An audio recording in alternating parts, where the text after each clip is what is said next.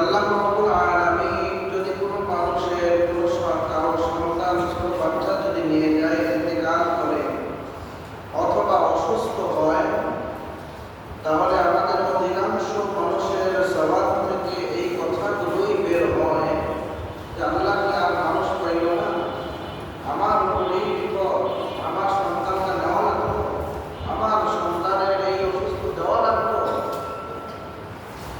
এরকমের আমরা আল্লাহর প্রতি নারাজ হয়েছে।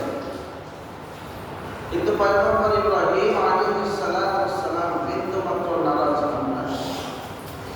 যত পরীক্ষা দিয়েছিলেন প্রত্যেক পরীক্ষায় আল্লাহ তাআলা ইব্রাহিমকে বিজয় লাভ করেছেন। সুবহানাল্লাহ। যেরকম ভাবে ধরেন ইব্রাহিম আলাইহিস সালাম একটা নয় দুইটা নয় অসংখ্য পরীক্ষার সম্মুখীন হয়েছিলেন। তার কিছু মাত্র আমরা আজকে জানবো ইনশাআল্লাহ।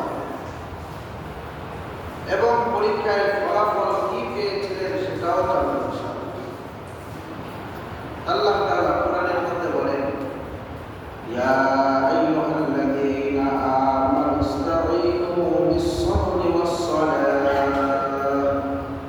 ইন্নাল্লাহা মা'আস-সাবিরিন।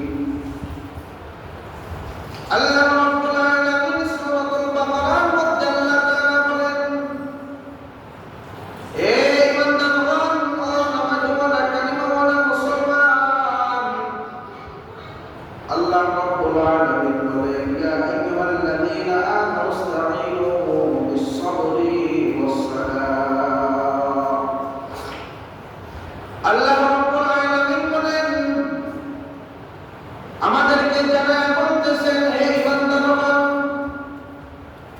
তোমরা আল্লাহ তাআলার কাছে নামাজের মাধ্যমে, আল্লাহ তাআলার কাছে ধৈর্যের মাধ্যমে তোমরা পরীক্ষা দিয়ে দাও।